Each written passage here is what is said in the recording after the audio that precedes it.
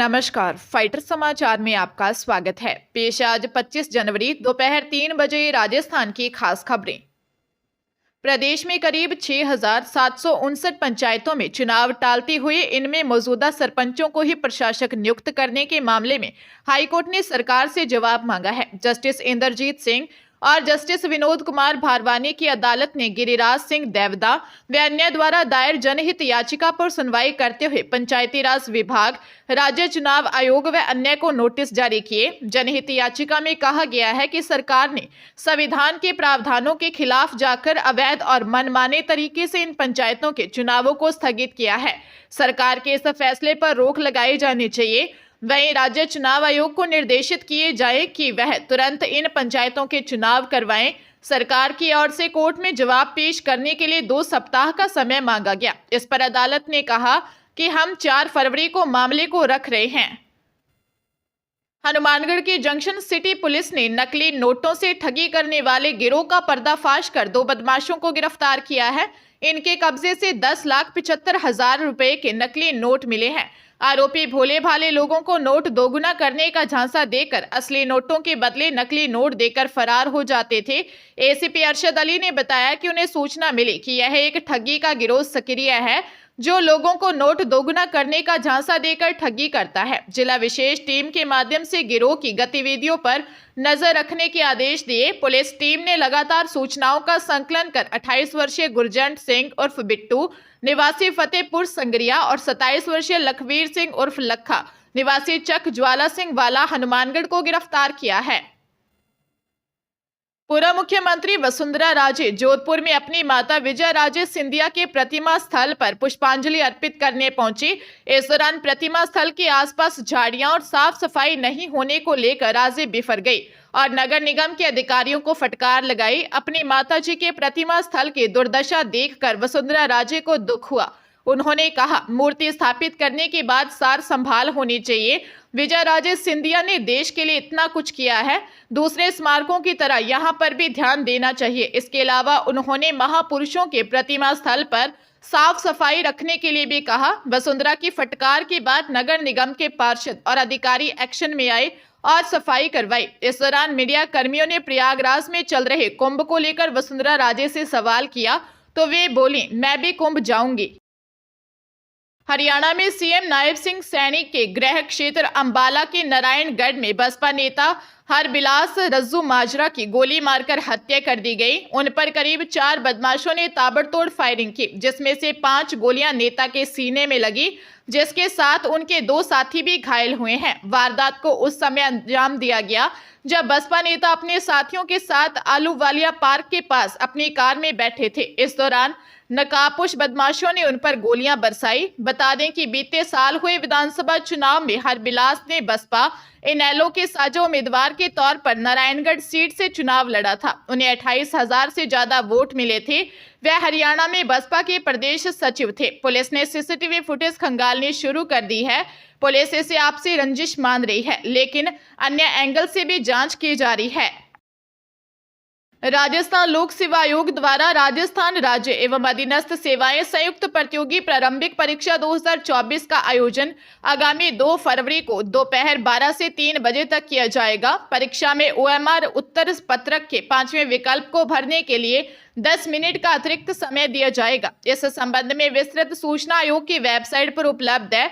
आयोग सचिव ने बताया कि अभ्यर्थी परीक्षा के लिए आवंटित परीक्षा जिले की जानकारी 26 जनवरी से एसएसओ पोर्टल पर लॉगिन कर प्राप्त कर सकेंगे। परीक्षा के प्रवेश पत्र आयोग की वेबसाइट एवं एसएसओ पोर्टल पर 30 जनवरी को जारी किए जाएंगे। अभ्यर्थी यथाशीघ्र प्रवेश पत्र डाउनलोड कर लें।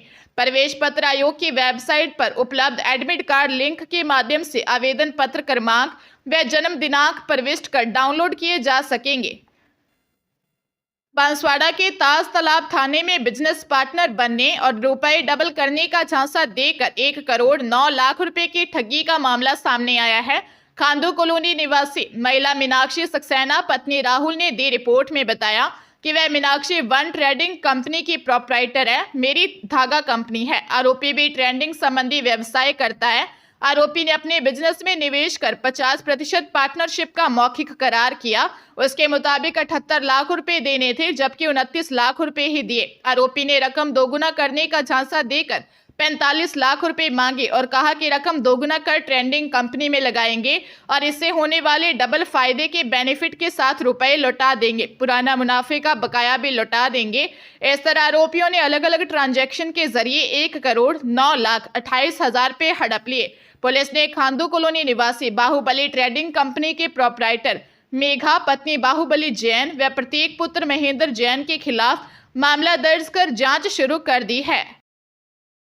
पंजाब में आवारा कुत्तों द्वारा बच्चों को काटने की बढ़ती घटनाओं के बाद मामले का पंजाब राज्य बाल अधिकार आयोग ने संज्ञान लिया है।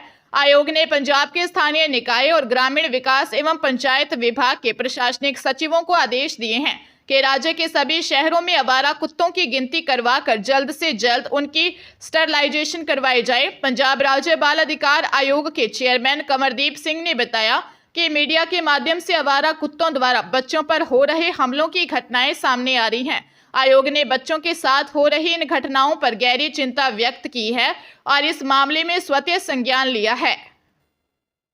संघ लोक सेवा आयोग ने सिविल सेवा परीक्षा 2025 की अधिसूचना जारी कर दी है। इस साल कुल 979 पदों पर भर्तियां की जाएंगी, जिसमें 38 पद दिव्यांग जन के लिए आरक्षित हैं। पिछले वर्ष की तुलना में इस बार पदों की संख्या में कमी आई है।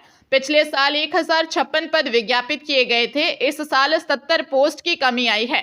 पिछले वर्षों के आंकड़े देखें तो पता चलता है कि 2023 में पदों की संख्या में बड़ा उछाल आया था, पर 2024 में पद कम हुए। अब 2025 में पद कम कर दिए हैं। 10 सालों के आंकड़ों का एनालिसिस करें तो सिर्फ 3 बार ही 1000 से ज्यादा पद विज्ञापित किए गए। इनमें भी सबसे ज्यादा 1105 पद की वैकेंसी 2023 में आई थी। वही सबसे कम वैकेंसी 2017 में आई थी। उधर IAS, IPS और IFS के पद खाली हैं।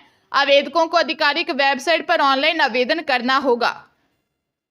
राजधानी जयपुर के विद्याधर नगर जिला परिवहन अधिकारी संजय शर्मा के ठिकानों पर ACB की रेड में आय से दोगुनी संपत्ति मिली है। ACB की टीम संजय शर्मा और उनकी पत्नी को लेकर बैंक गई थी। ACB ने संजय के 2 बैंक लॉकर खोले। लॉकर में 23 लाख रुपए कीमत के डायमंड और सोने चांदी के गहने मिले। यूपी के अलीगढ़ में 510 वर्ग गज के 2 प्लॉट के डॉक्यूमेंट्स मिले हैं। पत्नी के बैंक अकाउंट में लाखों रुपए का ट्रांजैक्शन मिला है। ACB की टीम 10 अकाउंट से हुए ट्रांजैक्शन की जांच कर रही है। यूपी के मुरादाबाद में मिली 25 बिग्गा जमीन की कीमत करीब 50 करोड़ रुपए बताई जा रही है। संजय ने अपने बच्चों की पढ़ाई पर करीब 3 करोड़ रुपए खर्च किए हैं। परिवार ने विदेश घूमने पर 50 लाख रुपए खर्च किए हैं। इसके साथ ही करोड़ों रुपए की चल अचल संपत्ति ACB के हाथ लगी है।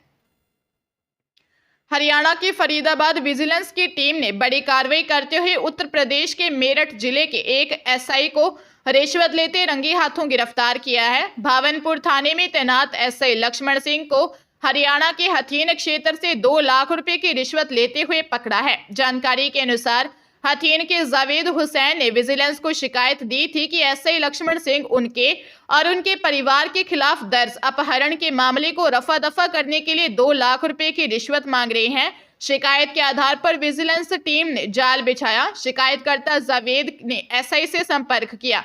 रिश्वत की राशि का लेन देन हथीन के उट्टावड़ रोड पर होना तय हुआ। जैसे ही SI ने रिश्वत की राशि ली, विजिलेंस की टीम ने उन्हें गिरफ्तार कर लिया। आरोपी SI को फरीदाबाद ले जाया गया है, जहां उनके खिलाफ मामला दर्ज किया गया है।